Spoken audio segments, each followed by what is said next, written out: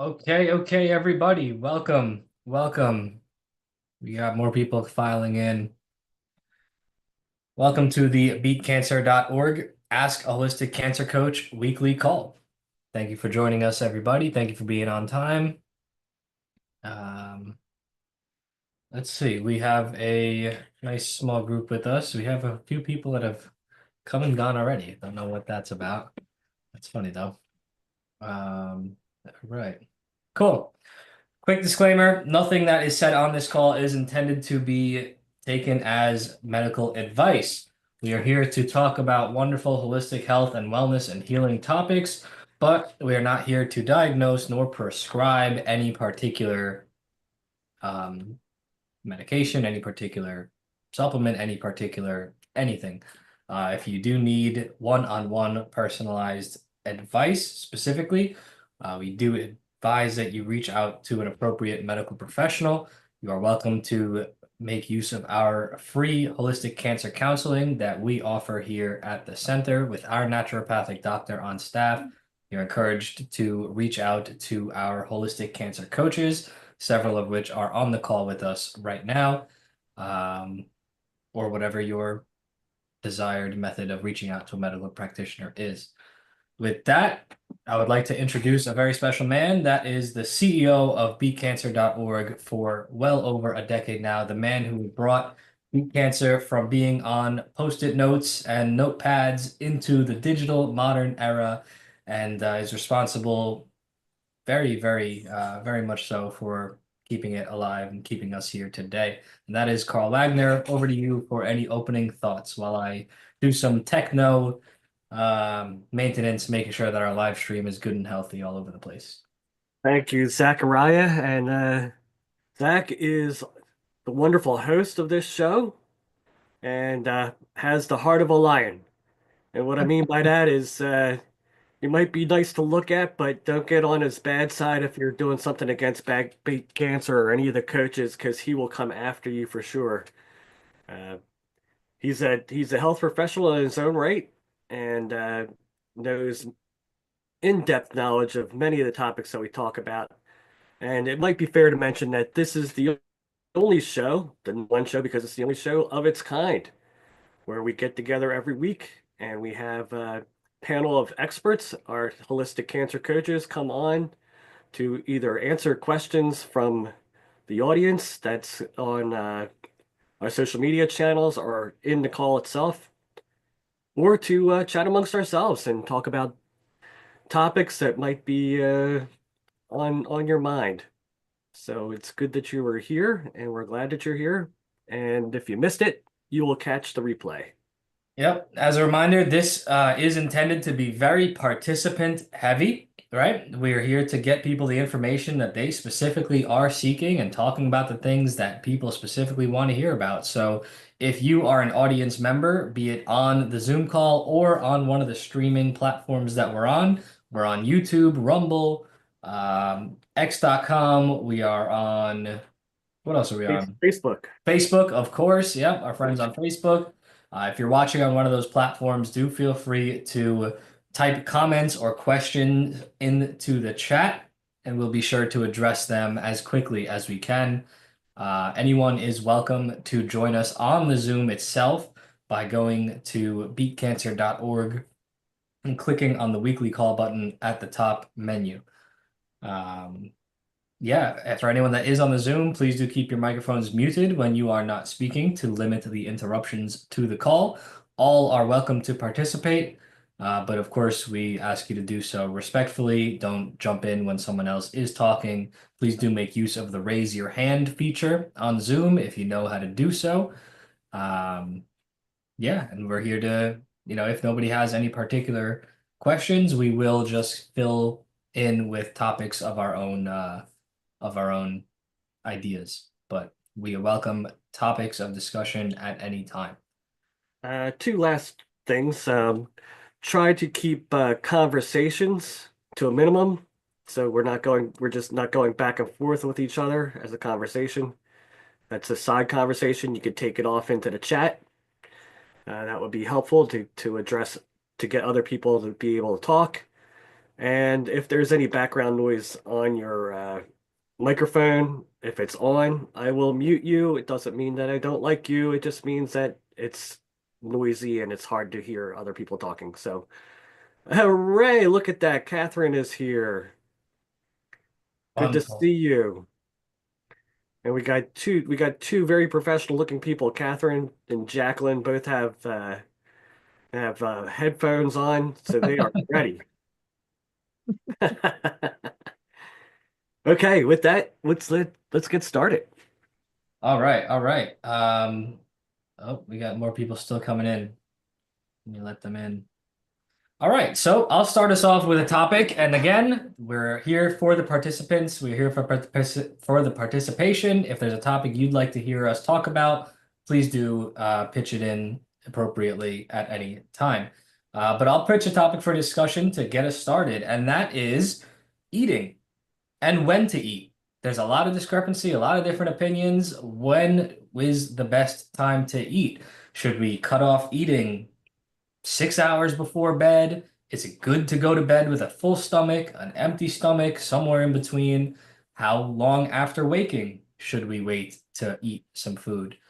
So with that, I'm going to toss that over to our team of holistic cancer coaches. And who has any thoughts on the timing of eating throughout the day for our health? Well, I'll chime in and what I'll do is I'll just tell you what I do, and then all the coaches can tear it apart and tell me how unhealthy it is.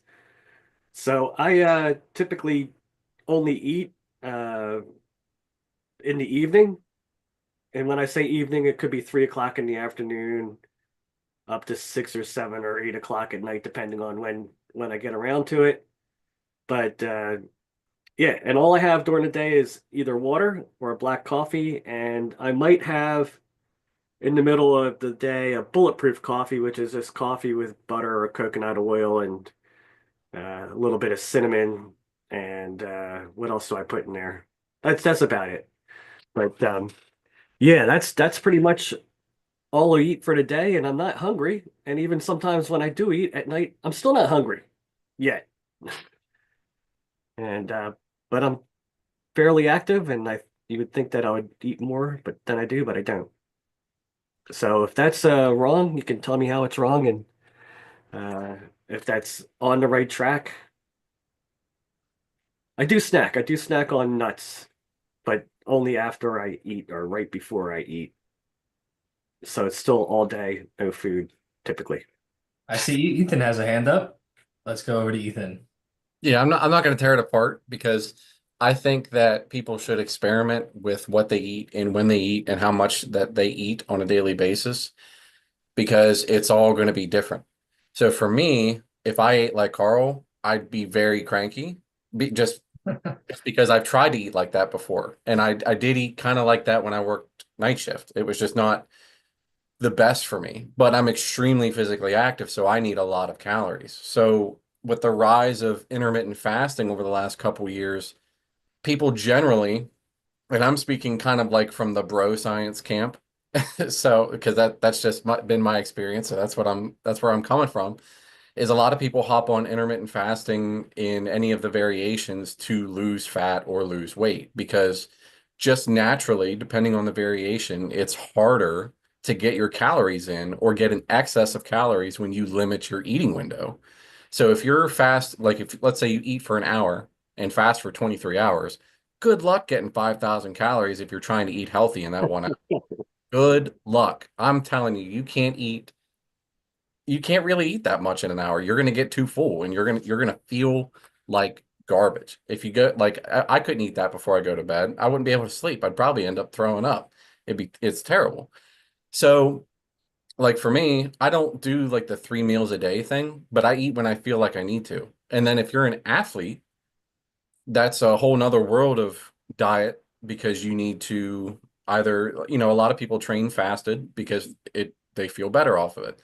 Some people don't train fasted and they eat like carbs before they train because whatever their training style is they're draining their glycogen stores, so they need to keep it up. And whatever those carbs may be. I know not a lot of people from the bro science can't really eat that healthy, but that's not what I'm here to debate. But some people eat 3 meals and they're fine and they're healthy. Some people eat once a day. It's just really down to you and your goal.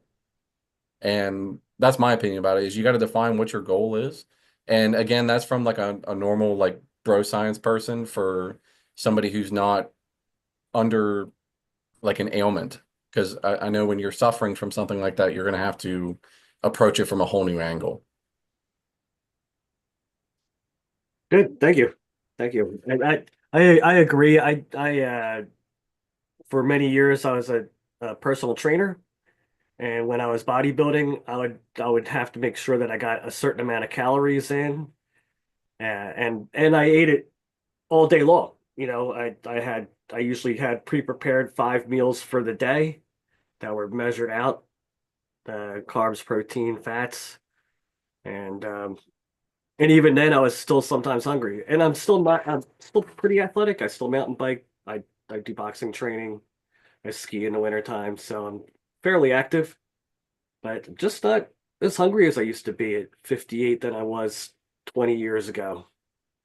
We do have a question in the chat that is a great Well, one. And before we go off to, we will get to. let's get our coaches. Yep, we got Maya and Jane with their hands up. So go ahead.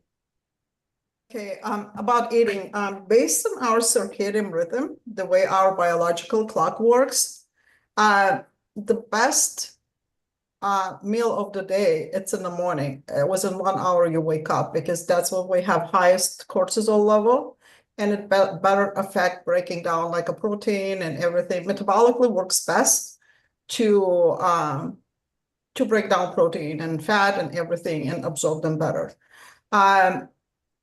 The best time to eat, if you're having 2 meals a day, it's like in the morning and later in the day, about 2 or 3 o'clock. That's where we're also at the highest peak of our body having enzymes released throughout the day to break down the food. When it comes to the evening time, past 6 o'clock, our body slows down. Same thing, our digestive slows down. So production of the enzymes slows down. And eating around that time, it's better to have something light for the body, not to overwork your body to basically awaken everything. Just going against your body, it's not going to work. It's not going to benefit our metabolism, metabolic like system.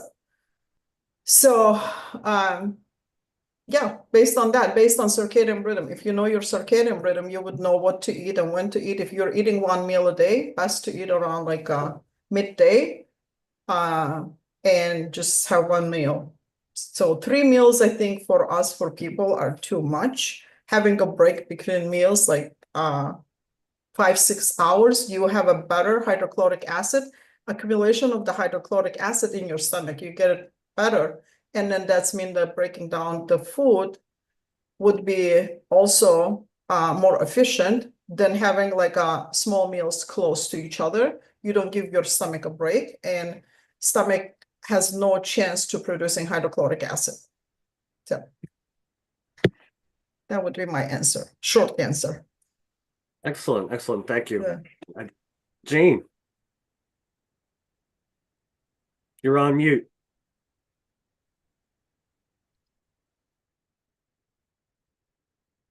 Can see the benefit of what everyone is saying, but for people that are on the call that are not coaches, the first thing that I want to say is that food is medicine. So every single thing we put in our mouth is going to affect our body in a positive or negative way. So as long as we are not eating processed food and we are not loading our bodies with sugar, and we are eating something that is natural and we have to cook it, or, you know, organically, preferably, whether some people eat meat or not. That's the first thing we have to say. Food is medicine. Now, secondly, I really agree with what Ethan is saying and a little bit what Carl's saying, in that everybody is different. I am hypoglycemic. So I, like Carl, am not hungry during the day. I can happily have a cup of coffee, and my son bakes this big sourdough bread that he mills his own flour, is the healthiest, has helped my stomach. So one slice of that, I'm good. The problem is I need more protein. If I mean, I can decide, okay, I'll just go, and then I'll go to the gym and then I'll feel dizzy. So I have to listen to my body, and I need more protein. If I have my main meal during the day I understand what you mean about, the rhythm, but everybody's different. I will have no energy whatsoever. So it's a balance. Now, right or wrong, this is another thing that puts into play. I kind of force myself to have some protein in the morning and I feel better, but I'm not so sure that's great for my body because, I'm not hungry. I'm not relaxed. I don't feel like eating, but if I don't do it, I get in trouble. I prefer to eat later in the day when I'm relaxed. However, sometimes I go over the line in timing. So it's a question of fine tuning what is good for your body, because everybody is different, and knowing what works for you. I know I'm a big component on juicing. Susan Silberstein taught me juicing in 1980. My kids grew up with it. They were the weirdest kids on the block. I can now I'm juicing every single day. I can, if I don't feel like eating, but I'm juicing, I have an incredible amount of energy. So I have to do the balance. I have to eat at least half a sandwich or a couple eggs or something. Even though I think later in the day, when I'm more relaxed, it makes some sense that my body's going to assimilate it. But then it's probably too late, like at 9 o'clock, I shouldn't be eating. And it's easy to gain weight that way. It doesn't matter. I don't eat sweets, but food at all. But then on the other hand, again, particular person, I have no thyroid function. So for me, and this is just as everybody is different, I have to stay within 1,000 calories to maintain my weight, 800 to lose, and 1,200 to gain. So I don't have a lot of wiggle room. Everybody's different. Absolutely. Thank you. Thank you very much for the share, Jane. Let's go over to Catherine. Thank you very much. Actually I liked some of the things that Jane said, but in particular is remember food. Hippocrates said, "Let food be your medicine, and let medicine be your food." Right. Absolutely, and yes, listen to your body. Right. Yes, I agree 100%. And you are what you eat. But as you said, everyone is different. So find what works for you. I find eating 3 meals a day is too much. And some people believe that you should be fasting.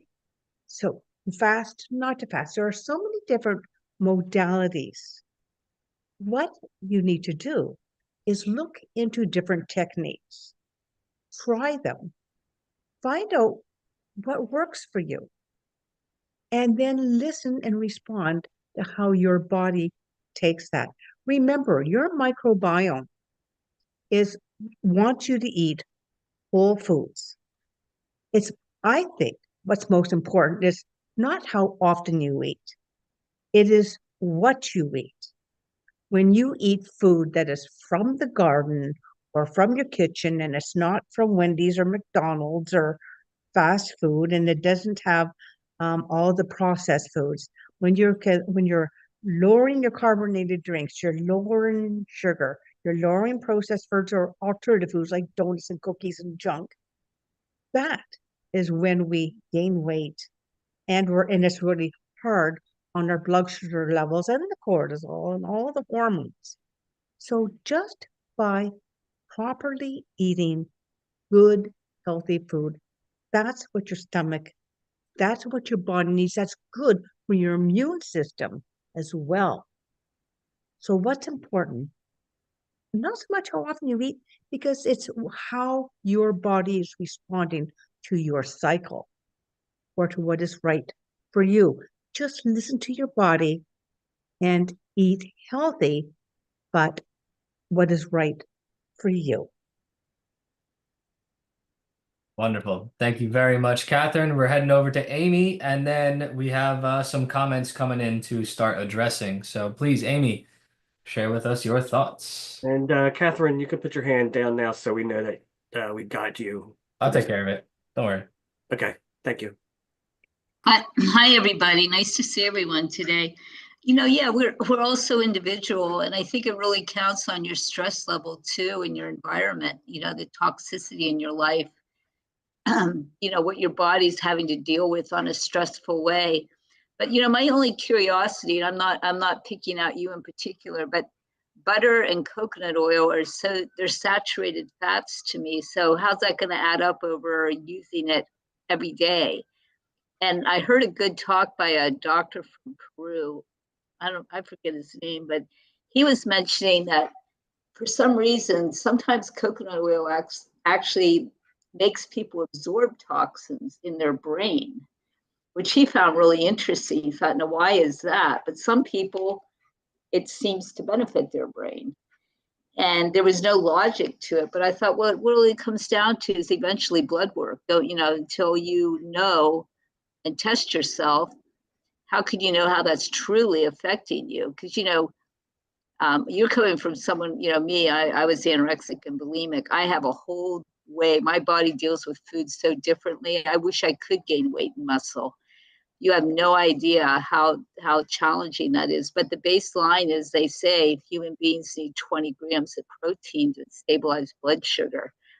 It doesn't seem like you have a lot of stress, which is great, but when we're under a lot of stress and we're craving that sugar or whatever, it seems to be that the 20 grams of protein just is a good fixation to calm the cortisol, stress down, and get that blood sugar level, saying that you're not going to go grab some junk food because, hey, my brain's on fire right now, and it'll grab anything because it's hungry. So that's the formula I've always learned over the years, is the 20 grams of protein to stabilize yourself. I'm not even picking your diet apart. You got to go with how you feel. But yeah, it's interesting. We're all individual. So that's all I have to say. Thank you very much, Amy. Super, thank you. I saw Jackie's hand come up next. Where'd she go? Oh, I'm here. Can you hear me? Yes. Okay. So there's some things that I agree with a lot of what was said. I agree about certainly listening to your body. I agree most definitely that the ingredients that you put in your body is very important. And I want to share my recent experience because I believe that the body is self-regulating. So before, let's say, the last few months, I had a pretty good diet. But after taking the Beat Cancer coach training, I learned a lot and applied it to my diet. So my diet went from being pretty good to being very good. I've always believed that breakfast is the most important meal of the day. My parents taught me that as a child, and I still believe it. It's how you start your day. But what I've found is that my weight regulated since I got a very healthy diet. Sometimes I eat 3 meals a day when I'm hungry. Sometimes I only eat 2 with snacks. So basically, yeah, I think that if you listen to your body and you follow the principles for healthy eating, like many people have referred to, that you listen to your intuition and that's going to be what's best for you. And the other thing that I wanted to mention is that for those of you who have addictions to sugar, like I did, or caffeine, like I did, or those are pretty common ones. Some people have addictions to carbs. When you stop eating them, the addiction goes away. It's very interesting. Sometimes it feels like it's the hardest thing that you could possibly do. And then when you do it, you don't have the cravings anymore. So that's what I wanted to share. Absolutely. Absolutely. A fantastic share from Jackie. We'll go over to Maya and then we'll start moving on to some other questions and comments. Yeah, I know we want to move on, but I want to clarify a couple of things. Number one, when we talk about butter or fat or coconut, we always assume that it's 100% like saturated fat. It actually has a certain percentage of saturated fat. I believe so 7 or 9%, and there's some percentage around I think 4% is monosaturated fat, and 1 to 2% is polysaturated fat. So butter is not 100%, or any fat is 100% saturated fat. And the reason I brought up circadian rhythm is just this our biological clock. This is how our body works. And this is what I meant, like it's the best time to eat. But again, everyone goes by their own body, the way they feel, and the way their metabolism works. And the third, about 20 grams of protein. 20 grams of protein, I mean, there's no standard for everyone to consume 20 grams of protein. Protein consumption comes based on your daily routine. If you're exercising, if you're doing something, then you would need a little bit more protein. If you're not doing anything, if you're just walking, you would need less. You always have to feel what your body needs when it comes to protein. When people talk about this is what you need, this is what you have to consume, I would always ask question why? Why do you exactly need that much? So that's a clarity I want to put it out there. Thank you very much for that, Maya. So we're going to start going to some comments. We had someone comment that's right here on the Zoom with us. I am going to invite him to unmute himself if he is, comfortable doing so, and he's welcome to ask his question out to the group. I see that he has just unmuted. So Dave, please do go ahead and reiterate your question that you put in the chat, and we will address that. Oh, okay. I was diagnosed. This is a heavy duty question now. But you guys are experts and you'll be prepared. I was fairly recently diagnosed with stage 4B prostate cancer. It seems to be a big thing in our country nowadays. Apparently there's 5 times more prostate cancer than there is breast cancer. That was surprising. And so I'm essentially fighting for my life, I guess. Stage 4 means it already metastasized, and that's never a good thing because that's another whole new ball game. And I've been working real hard to educate myself, and I think I was fairly educated in the first place, and I got a pretty good scientific background. But in the last couple of years, I've been digging a lot deeper and finding out that a lot of the information that I thought I had my entire life eating healthy was really not healthy. And I've done probably about 5, 6 different experiments now with diet. But I'm wondering if anybody has any, there's a plethora of information out there now, overwhelming information on cancer, and we're getting a lot more notice from world experts that are holistic doctors as opposed to the traditional American medical system, which I'm not too excited about. And I'm just wondering if anyone happens to have any direct experience with any foods or behaviors that they have noticed have made a difference in um, fighting cancer, uh, slowly, uh, slowly holding back the growth, possibly curing cancer. I don't know. I guess you have to have cancer or have had cancer to answer that question. But you guys probably know a lot of people that have dealt with these topics before and might have some information that would be helpful. There's a Absolutely. lot of stuff online nowadays that is pills and a lot of scams, and so I'm looking for somebody that really has some direct experience with uh, any experiments they've done directly, or have know somebody that has some relevant information that might be helpful for someone that's in my position. Absolutely, Dave. Firstly, thank you. I commend you for reaching out, taking the steps, seeking the solutions. You have found your way to the right place. There's no shortage of individuals here with different experiences, not just firsthand, but with experience working with others as well. I'm not sure how familiar you are with the organization here, but of course, we do have our in-house doctor with whom we offer counseling with free of charge.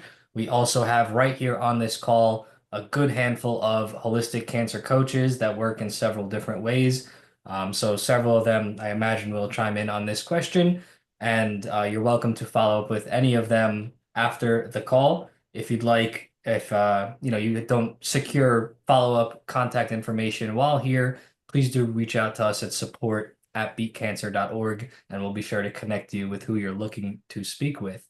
As a reminder, of course, being on this public call, we can't get too nitty-gritty into individual circumstances, but we can start to talk and have the conversation and, follow up at the appropriate time to get a little more individualized.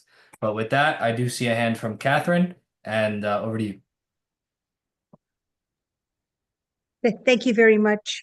I wanted to draw Dave's attention to studies on flaxseed. I've got here some flaxseed oil, and a study was done at the University of Toronto during COVID. And what that was for men with cancer.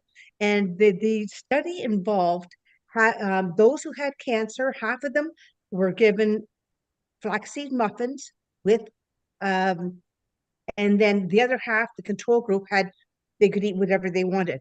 What they found was a 30% shrinkage in the tumor itself, which means less damage down there, guys. That's good. All the less surgery and trauma there is.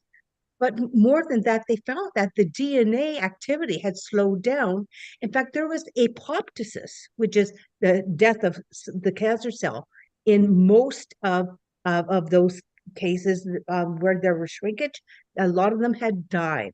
And that's really significant. Now, if you think it was maybe that's just bogus, it was repeated by Duke University, I believe. They got the same result. And it was also repeated by China because they said Western medicine knows nothing. And guess what? They got the same result. So Cool. start with flaxseed muffins every day. And I know, and if you can put flaxseed in the oil, I often will, I put it in like a protein shakes and whatever you can use ground flaxseed or flaxseed whole if you wish, but you don't want to be interfering with your abdomen at all. But I use ground flaxseed or flaxseed oil. And Dave, it's just a study, but it's most certainly had significant impact. And in fact, they are now women with breast cancer in Canada are part of that study too, and they're doing the same thing for people with abdominal cancer with flaxseed oil. And so we're waiting for those results, but already we're starting to see some interesting change. So just out of interest, I thought that's something you might want to investigate and read it up for your own self. Okay, it just say flaxseed muffin study, and there's lots to read about. But also when it comes to um, this is stage 4, and I really do recommend that you get more than one opinion as to what you should be following, and what is the treatment that may be the right thing for you. Thank you very much, Coach Catherine. We will go over to Maya. Hi, Dave, I was wondering if you have any high blood pressure or if you're taking any medications, and what's your hormonal status, like your thyroid status? I am.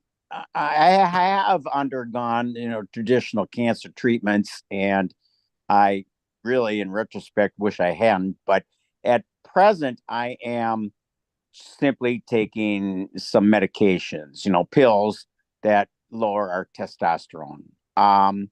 And so far, that seems to be working. So we're going to go with that. I was getting these shots of Eligard, they call it, which also do the same thing. But my oncologist decided that the pills are working, so let's just stick with them. And if they don't work, then down the line, maybe we can include the shots as well. But I've already made up my mind that I will never, ever again go through chemotherapy. I don't care. That'll kill you. It's the worst. I would never recommend that for anybody. It's a derivative of Agent Orange, and we already know what Agent Orange does from the Vietnam War. I would never recommend chemo for anybody. I have too many friends already that died of cancer, and they said the chemo was way worse than the cancer. Yeah, so that's all I'm doing right now. I have a pretty strong science background. I've been experimenting left and right, too many experiments because I'm running out of time. So I can't just do them one at a time. But this might be useful for someone out there. There was a time when I had 18 to 22 tumors.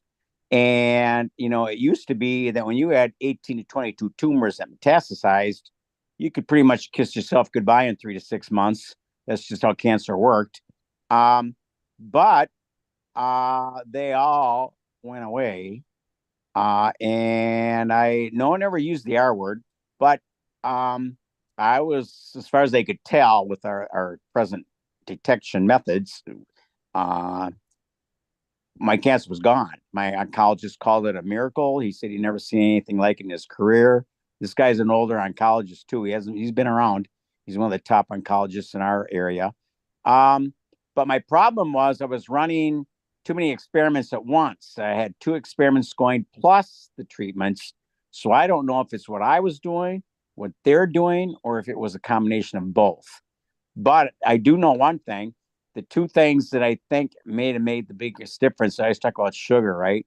I tried the keto diet. I tried the carnivore diet, and I don't believe either one of them were really healthy in any way, shape, or form. However, that is when my cancer went away. So if my experiments right now don't work, and what I'm doing is kicking my diet up from what was pristine to perfect, and I know what perfect is. I'm learning enough about diet to know I don't eat anything that has no processed foods, no fake food colorings, no fake sugar, no artificial flavorings, absolutely nothing that has anything to do with man's hands. If it's not whole, completely natural, I don't eat it. So we'll see what happens. Time will tell. So, are you taking any high blood pressure medications? Do you have a high blood pressure? No. No, Okay. my family, great genetics. I've been tested deeply 4 different levels, and my genetics, according to the geneticists, we don't have any genetic things that are contributing to cancer. As far as they know. One more question. You're taking the meds to suppress the testosterone? Yes. Okay. And I'm not happy about that because I know testosterone has about 100 different biological functions in the body. I think one of them is protecting our joints. And sure enough, now I'm getting arthritis in my hands.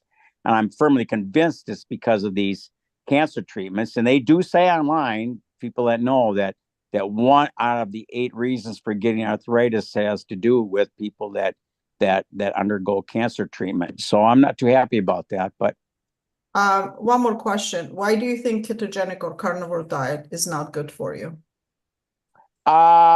Well, you know, So a lot you, of that's theory. I don't know for sure myself. I know what they say. Too many saturated fats and not a balanced diet, and we need carbohydrates, et cetera, et cetera. That our bodies use carbs better than ketones for an energy source, but so so a you lot of believe, well, you believe in a theory of consuming carbohydrates is better for you, but you don't believe in a theory that ketogenic and or carnivore is good for you. They both are theories. yeah. So why would you believe in one, not believe in the other? Well, I just know that for millions of years, as omnivores, our bodies are probably more adapted for getting their energy from carbohydrates than they are from direct proteins and fats. However, um, if I do an experiment again and this cancer goes away, I'll change my mind. I'm running experiments all the time. I learn all kinds of goofy things. I'm probably the biggest purveyor of most useless information on the planet Earth. But every once in a while, I hit on something that's very significant that even the experts don't know, because I'm the only one that put the experiment together, and I know a lot about the scientific method, so I'm able to do that. Yeah. So, well, here's what would be my recommendation. I would probably check your hormones, your parathyroid hormones, completely before doing anything else. And then I would highly recommend you to listen to Professor Thomas Seyfried. He just actually published a new study a couple of months ago on ketogenic diet and cancer. That's one. And number two, he completely complete the work of Otto Warburg's Yeah, work. Yeah, he's the guy from Boston College, right. right? Yes, Yeah, he is. he's an Yeah, amazing so guy. he is an amazing guy. I would probably kind of uh, follow that steps, Hmm. you know. I've got his books. I got his books right down by my feet, Yep, and his yep, associates. yes. I would probably that's his job, and Dr. DeAgostino's and other people from Germany, other scientists from Germany. So I would follow that, and he does talk about ketogenic diet more over than any other diet. Yeah, So if you're yeah, asking yeah. Thank about the you so proper much. diet, I'm glad you're to hear very that. welcome. Yep. I will say this much: if taking worm pills and staying away from sugars kills cancer, I'll definitely be doing that if nothing else works. You, Dave, you said Hey, that. Dave, Sorry, Dave, Yes. you said that you're a scientific guy, so you understand. So if you're a scientific guy, you have to dig in and learn the way your body makes hormones and what exactly your body needs to make a proper hormones, including Yeah. a proper testosterone levels. And then Yeah. based on that, you can build a diet that is proper for your own body. Yeah, yeah. Well, they tested Okay. my blood the last time around. My testosterone was good, but it was at the lowest end of good. But what they really want to do is they want your testosterone to get to the point where they call it undetectable. They never get to that point, So but they get to that's 0.05, 0.06. That's almost zero. yeah. The question, that's what they want. Yeah. I would say what your body needs. That's what you have to understand. Well, I know what I would like to do. I like to stay a man and retain my manly abilities, but Yeah. characteristics. But these pills kind of turn you into a girl. That's why you have to find a second or third opinion, Yeah, to yeah, find yeah, the right doctor for yourself. yeah. So does cancer? Yeah. Do these cancers feed off of testosterone or don't they? Apparently, prostate cancer is just the male version of breast cancer in a female. When I go into the office, the clinic office, they're always overcrowded, and 50% of the people in there will be male and 50% will be female. And what I found out is that they pretty much treat us, not exactly, but almost very, very similarly. They give us pretty much the same medications, the same Yeah. stuff with chemo, and they treat us the same way for breast cancer and prostate cancer. That's why everyone is failing. Yeah, yeah, I Yeah. believe that. I believe that. Yeah. Well, if there's one thing I don't doubt is that you are approaching this with a really fun attitude and keeping your spirits up, Dave. And that is Yeah. such a huge part of the battle, man. So really, really, I do commend you. Yeah, the war on testosterone and the testosterone crisis that we're facing is absolutely very real, absolutely a huge Yeah. part of a lot of ailments. So, all right, thank you very much, Coach Maya, for weighing in. Can I add one more thing? Like, your Final problem is thoughts. not testosterone. That's a question you have to be questioning. Like, is the testosterone is a blame too? Which I doubt it. It might be there another underlying cause. That's what I would dig more in depth. Yeah, exactly. Thank Thank you you. so much. You guys are the greatest. Well, we wouldn't be here if there weren't for people like you, Dave. So we do thank you for your participation. It's what drives the conversation here. We're gonna go over to Coach Annette next. Catherine, we do see your hand. Thank you very much. We're gonna go in the order of people who raised their hands, but we'll be sure to get to you next. Thank you. So one thing I think was thinking, I mean, it was actually a lot of lines of what Maya was saying too. Just what your blood sugar levels are at, what your A1C has been at, and what it's been consistently at, and seeing what that level is too. But one thing that I know that we don't talk enough about is actually vitamin D levels, and knowing if your level is actually at a good point for you, because what ends up happening in a lot of disease, especially cancer, is that vitamin D level is chronically low. So making sure that you have enough vitamin D that you're getting, as well as like B vitamins. And like Maya was saying too, just going in and getting, other opinions, working with a naturopathic oncologist would probably a really great direction for you to go if you're wanting to stay away from chemotherapy. But there's also integrative oncologists too that will go those other directions as well. There's herbs that you can use. There's all sorts of things. So I think probably, going with another direction of oncology might be best bet. And then also working with a coach. So then that way you can personalize your needs. I would love to do that. I would Yeah. love to get away from this typical traditional American healthcare system because it's not working. Every time I go to the doctor, all they do is treat symptoms, and they want me to put creams on my hand and nice adds this and to aspirin that, and all they do is treat symptoms. If they would have been spending the last 100 years devising research and experiments to determine what's causing these things, they probably would have cured cancer by now. But I've got this funny feeling that if they cured cancer tonight, our economy would tank by the time the sun came up in the morning. That's how many people are involved in cancer research and everything from top to bottom, in this country. Exactly. You have an excellent point. I'm not typically a conspiracy theorist, but I'm starting to see from the inside out, from direct experience, that it's very possible that maybe they're not trying to cure cancer as much as they pretend. However, they still call you 3 times a week for donations. Yeah. Yeah, that's a fantastic point, and it's so real. Here at Beat Cancer, we are another nonprofit organization, but we'll never claim to be a research center. We're not doing anything to produce another piece of paper. We're not like that's just not the point here. We're here to get the information out there, use the existing plentiful research and what's known on what works, and get that to the end user, get that to the people that most need it. Because the unfortunate reality is, yeah, there's a lot of organizations that are not very, not acting with integrity to keep it very kind, right? But yeah, there's a lot of dishonesty. So thank you for highlighting that, Dave, because it's a very real problem. And it makes us all look bad. So it's personally annoying, It gets people completely distrusting of any nonprofit organization. It's a very sad state of things. Yeah. Especially now with everything they're finding with all the nonprofits.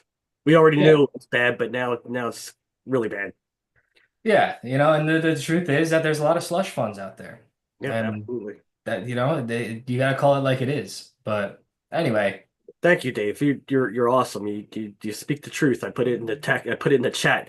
And Dave, there's also a bunch of coaches chiming in the chat as well. So if you want to copy and paste or whatever, feel free. Sure. Thank you so much. You guys are incredible. I'll follow through with all this information. absolutely. Over to Coach Catherine. to chime in on the conversation with Dave here, and then we're gonna get to some of the Yeah. other comments that we have coming in from the chat on Facebook. Thank you, Zach. The one thing I want to mention to Dave is I put into chat there to watch the TED Talks by Dr. D. Agostino. He is a cellular physiologist for the University of Florida, St. Petersburg, and he did cellular studies and found cancer cells versus a normal cell. The cancer cell has more insulin receptor sites. Well, what is the role of insulin? To bring sugar into the cell.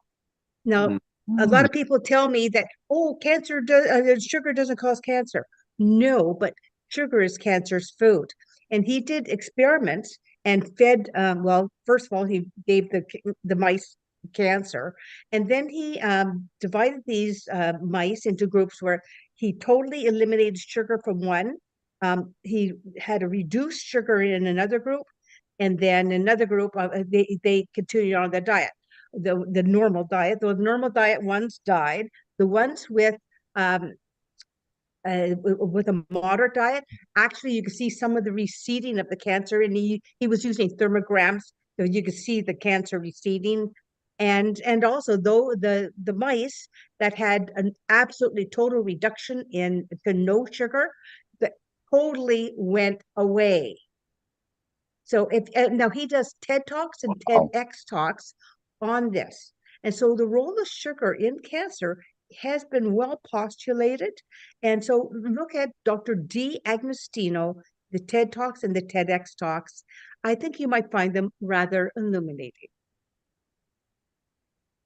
Wonderful. Thank you very much. Yeah, Thank you there very was much. another TED Talk. I forget who, Dr. Lee, maybe. And he was talking about lycopene from tomatoes and how it stops the sugar from the receptors of sugar. Yes. The lycopene, and they have a cancer drug that they use to do the same thing, and actually tomatoes work better. So it's crazy. Mm. That Cool. is thanks, Catherine, for bringing that up about sugar. And Dave, that's gonna kind of guide you which way you have to look. Ketogenic diet would work best than something that if you're gonna bring carbohydrates into into your diet. Yeah, well, they're definitely low sugar. That might have been what did it. Yeah, low My to no oncologist sugar. told me he poo-pooed that. He told me on day one when I met with him that not to eat sugar, but then he changed his tune and said, eat whatever you want. And that he didn't give that much credibility. And so he completely changed his tune. But my personal experiments are suggesting that it's definitely true. Isn't that what they put in when they inject you before you get a PET scan? Yep, Isn't that what absolutely. they're doing? They're injecting you with sugar, and then it glows when the cancer starts. It's a sugar solution. Yeah, it's ionized sugar. That alone proves that they're utilizing sugar, and that's what's causing them to glow on the PET scan. I didn't know that. My best friend told me that. I says, well, okay, that makes sense. Yeah.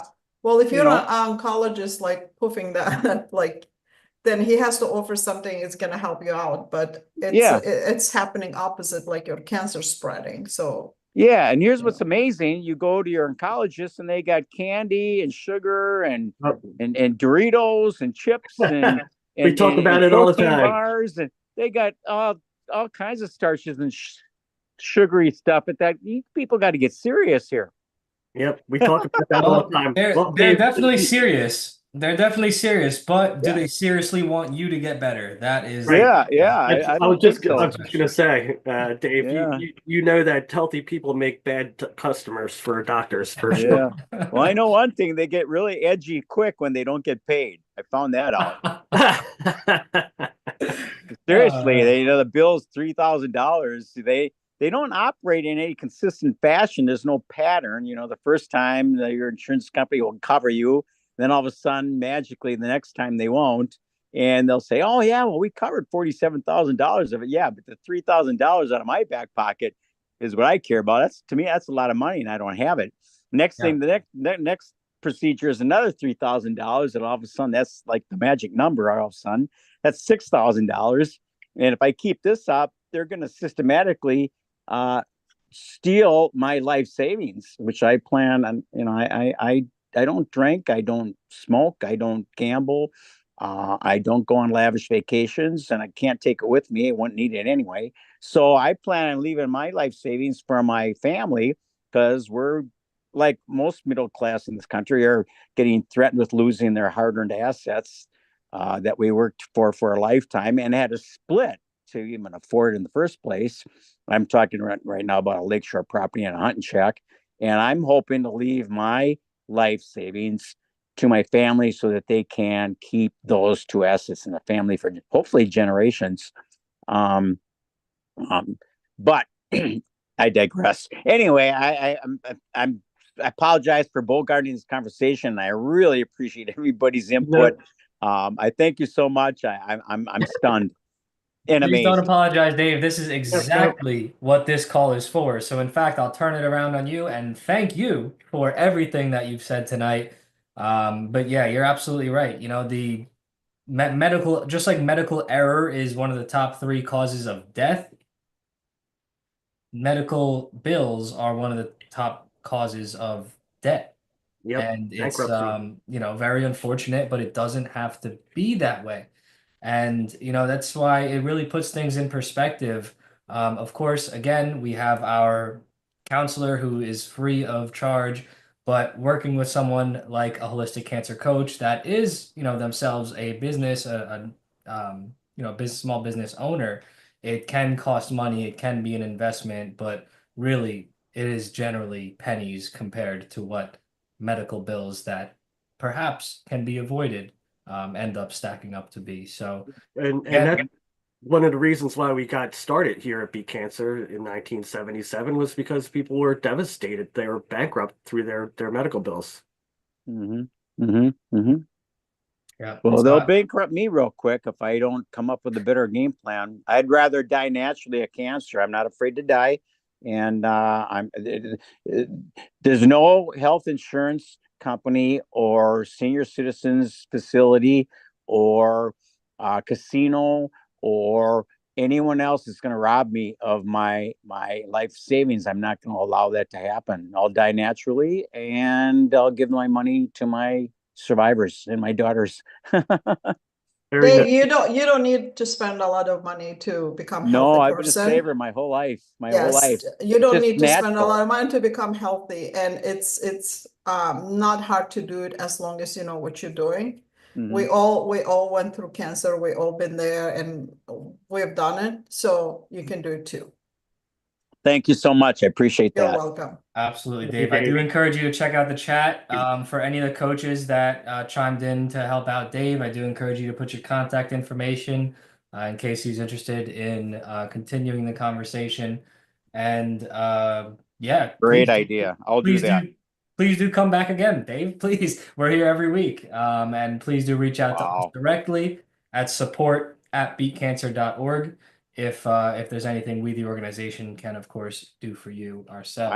I will definitely do that. I need to get to know you guys better. This is my first time and we're getting inundated with webinars and this and that nowadays. And if you sat home and just clicked on all of them, you would sit here 24/7 and never go to sleep trying to keep up with them. And they only give you a day and then you got to buy it. You know how that goes.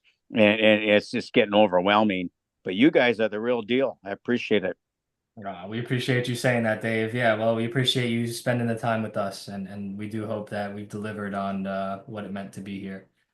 Let's see. We're gonna go over to some of the Facebook comments. We are at the hour, but like I always say, if the party's going, then why not keep partying, right? So if anyone is on the call and does have to drop off, of course, you are welcome to drop off. If anyone, and especially our coaches, are able and willing to keep on going and answering questions, we'll keep on fielding them for a bit.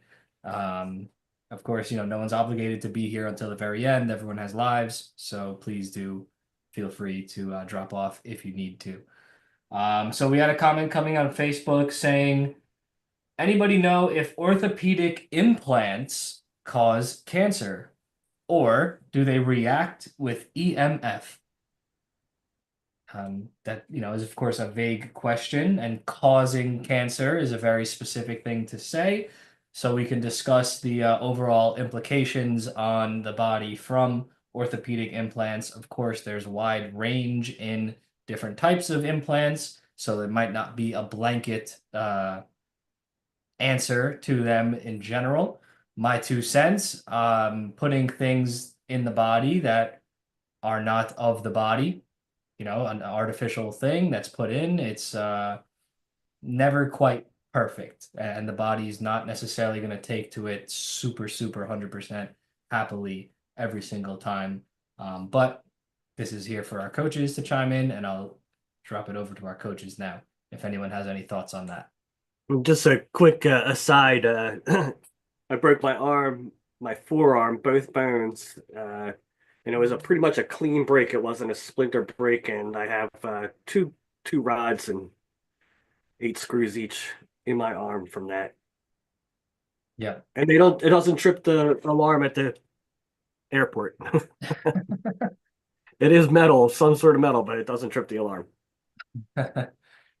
Awesome. Any thoughts on that from our coaches? Otherwise, I'll keep giving my thoughts. I don't know. I don't know much about it, but like you said, it's a foreign substance in the body. Immune system would always respond to that. But in what way, I have not seen any signs, and it all depends on what type of implants are in there, and but most likely it's more from lifestyle and exposures to other things over the knee implant. I don't want to lie. I don't want to say anything or guess. I Yeah. haven't heard much. Yeah. Exactly. This would be super difficult to answer without knowing what Right. particular kind of implant, and of course, without knowing the whole person and what's going on with that person. I agree. To answer the side of it where it says, does it react with EMF? Well, naturally, right? Everything's going to react in some sort of way, shape, or form with frequencies. I would say, especially if something is metallic in nature. Right. Yeah. Yeah. Which, I presume a good amount of them are. So if that person on Facebook is still with us and does want to expand or offer a little more details, we could perhaps get a little more specific on our thoughts. But other than that, I hope you did find help in that. We had a comment saying that they're a 19-year survivor as of this month, which is absolutely fantastic. So I just want to stop in and say congratulations. That is amazing. You are an inspiration to all that get told that they will no longer be here within a particular time frame. I imagined you were told the same, and here you are 19 years later, and there's no shortage of stories of individuals living well beyond their initial prognosis. So that's why we always say accept the diagnosis, reject the prognosis. Well done to you for keeping yourself well. We had a comment saying, I'm in pain right now. I don't know what to do. No conventional treatment for 1 month now. I have stage 4 cervical cancer. Not phrased as a question, of course, but we can open that up to our coaches. If there's any thoughts on stage 4 cervical cancer, again, it's vague. We can't speak to individual things without knowing more. We do encourage you, if you're still with us on the call, to reach out to our counselor or get in contact with any of the coaches that you have heard from tonight. So with that, I'll open up to the coaches. Again, I know that wasn't a question, so I know it's difficult to speak to, but if anything comes to mind, please. It's hard to say for pain. The pain is post like a chemotherapy, or is that like, can we give any recommendations or suggestions or not? I mean, we could have ideas, things to look into. We're not Okay. prescribing anything. Yeah, I would recommend looking into the MSM. I think we're gonna have to take that off YouTube, but Yeah. fine. Well, it's a natural substance and natural compound. There's nothing in there that YouTube has to flag it, but I would just recommend looking into the MSM. Wonderful. Social media guys, please make sure that's not one of the substances that YouTube throws a fit over. Yeah. Ringing a bell that It it might is. be. I think it It is. is? It is? Okay, take it down then. Yeah. I won't say yeah. Yeah, What yeah, can I say? definitely. Take it down. Don't make any clips over that. Yeah. All right. Someone said, hi, last year I did not have breast cancer, but this year when I had my mammogram, they told me that I did, only in the right breast.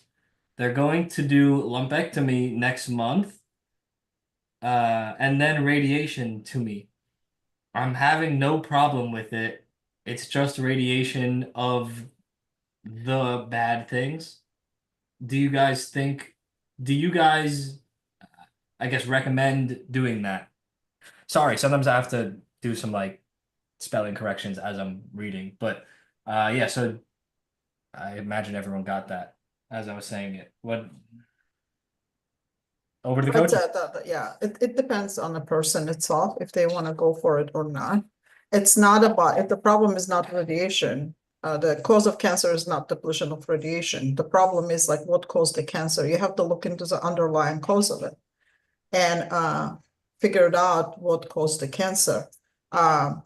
Looking into the hormonal balancing, looking into the other things. If you have a radiation and not change your life and lifestyle, cancer will come back because root cause would never get addressed. Radiation never addressed the root cause of the cancer. So it's total up to you if you want to do it or not, but you also have to look into something different at the same time. Looking into the picture more deeper than that, than getting the radiation. Yep. Yep. I agree. I absolutely agree, to look at alternatives and what else is available. And also, that also depends on what, stage that cancer is at as well. Yeah. And, if you have more time, if you're stage 1 and 2, you have a little more time to really investigate and get second opinions. And yes, lumpectomies, but there are other, cryosurgery. There are other methods that are less traumatic.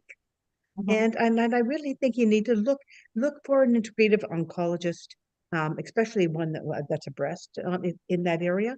And I would recommend that you take that time. Start with the reducing your sugar right off the bat for diet, but more than anything else, when it comes to chemo and radiation, not that there's nothing wrong with it. I think a combination of treatments are great. As a healthcare professional myself, I recognize that we have to look at conventional medicine, but there are so many natural things you can do to augment treatment or to even go natural. So these are very personal choices, but investigate. Now's the time to look into it. Yeah, and one more thing, mammograms are not accurate. So you have to know if your diagnoses are accurate. So we just had a very good discussion in mammogram. Their accuracy, I think over 50% are not accurate. So I would probably go for second and third opinion and do more testings before going maybe for unnecessary testings, and unnecessary procedures, I would say. Yep. Yeah. We have someone chiming in the chat, bringing up the connection between teeth and breast cancer. Of course, our teeth being meridians to several different organs in the body, and the link between root canals and different types of cancer, especially breast cancer, is very interesting, to say the least. So that is something to look into. Biological dentistry is a very comprehensive form of holistic dentistry that I do recommend anyone educate themselves on, as our oral health is tied to all of our other body parts. So the person from that previous question said, thank you. They told me that I had to do a biopsy and that my biopsy showed that I had cancer, is what they're saying. And I see a hand up from Annette. I was just going to suggest a good book to read by Dr. Jen Simmons, and I'm trying to remember what the name of it is off the top of my head. But she's an integrative oncologist that had breast cancer, and her book describes so much of what we're talking about in there. And it's really, really good, and really easy to understand. But I cannot remember what the title of that book is called. Isn't it It just was like the one we Healing just Cancer saw at Naturally? Annie. Yep. We just saw her It at the is Annie Appleseed. the Smart Woman's Guide to Breast Cancer. Yep, that Yes, one. that's the one. Yeah. Yep. That'd be an excellent book to read. It is. It's gonna open your eyes a lot. Wonderful, wonderful. I'll put that in the chat on Facebook for our friend over there. And you're welcome to have any follow-up in there. In the meantime, there is another question about one of our favorite topics, or one that comes up a lot at least. What do you think about methylene blue? I know we have some people with some thoughts on it. We I get like it. a little broken recordy, but we have some differing opinions here, actually. So yeah, anyone has thoughts on methylene blue? I like it. My kids think I'm drinking toilet water. It depends. It all depends. It all It does. depends. Yeah, it all depends. You know, just because we're hearing that doesn't mean we have to get it. That's like, and you have to see the plus and cons.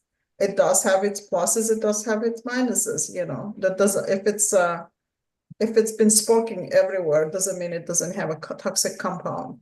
You always have to look into that. Yeah, again, it depends what you want it for, what you need it for. Can you do it without it? I would say yes. Depends. Absolutely. Cannot say much, yeah. We have a hand up from Annette. So I was just gonna say, oh, I don't know how to take this back down. Oh, there we go. So I was just gonna say that it depends on how you want to use methylene blue. So there is actually a way that it's used if you have, like, colon cancer or colon cancer risk, that they can use it in like a, colonoscopy, and they put it all in your colon, and it's actually a preventative way of preventing those polyps from growing and developing cancer. So, I mean, it does have its uses. It's beneficial. It's beneficial in that aspect of it. But like Maya was saying, there's so many different ways that you can use it, and it depends on what it's for, and it depends on if there's other things going on too, like if there's other ways to be able to address the root cause of what's going on. But in colon cancer, it does help if you use it in a colonoscopy. Can help prevention. Awesome. Awesome. Well, speaking of colonoscopies, I heard that I mean, they like to do it routinely after a certain age, but I heard that there could be possible perforation issues with that. You are yes, and correct. actually like causing, it's similar, like it's same as a mammogram now. They're saying like there's a danger of doing colonoscopy routinely because it might cause cancer. So another way of looking at the colonoscopy does save people's life, and at the same time it causes cancer. yeah. Right. Well, my thoughts on it is that it's meant to be an exit, not an entrance. And yeah, you got to be super, super careful, because it's very easy to cause damage back there, and you do it again and again and again.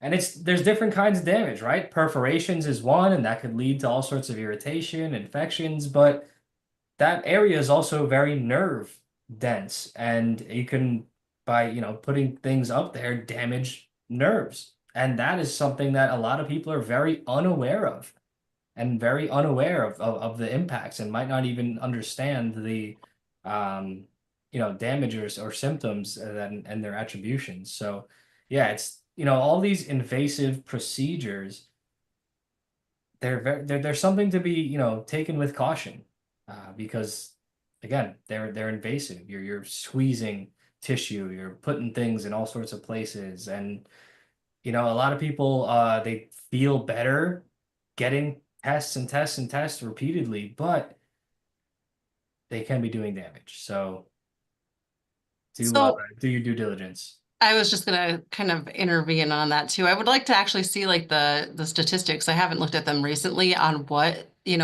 the average is for perforation if somebody was to go get a routine colonoscopy, how often that actually does happen. And then how often is it really catching colon cancer? You know, are people noticing too late? They already have symptoms and they're going in, or, you know, are they having routine exams and they're catching it quite frequently? So it is worth going in through, because it is a procedure. You're getting usually anesthesia. You're taking a medication to clean out your colon, and usually those medications are not super great for your body or your organs. Um, I can speak from experience. I probably had 50 or so. That's probably a little bit of an exaggeration or not, but having colon cancer and then fighting to keep my colon, I had to agree to having so many colonoscopies at certain points in time. And what was interesting is, and I've talked to a couple of people about this, was actually I noticed my diet would not decide, but it would dictate if I would have a bunch of polyps or not, because that's usually one of the reasons why I'd have to have so many colonoscopies, because they would say the polyps would then lead to cancer. So I think for someone, it's just hard. It's for somebody like myself, you know, do you want to have, is that stress of, oh my gosh, is cancer coming back? Is it there and I don't know about it? Is that stress worth not having the procedure, or is it just worth to get the procedure for the peace of mind? Like, you know, it's so hard to say. Yeah.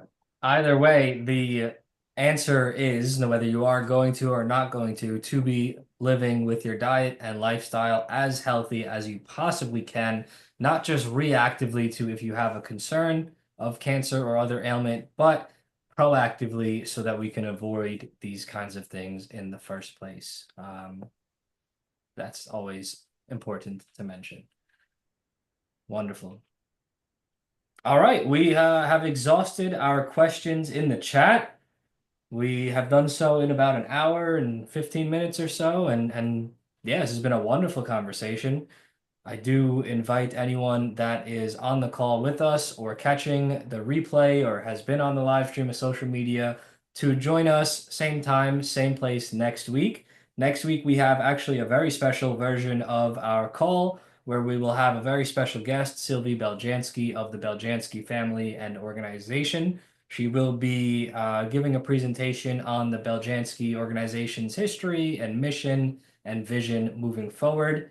As a reminder, coming up very soon at the end of this month now is the Beljanski Integrative Cancer Conference in Austin, Texas. Tickets are still available for sale. Beat Cancer are very proud to be Ruby sponsors of the event this year, which does allow us to offer you the discount code for 15% off your ticket.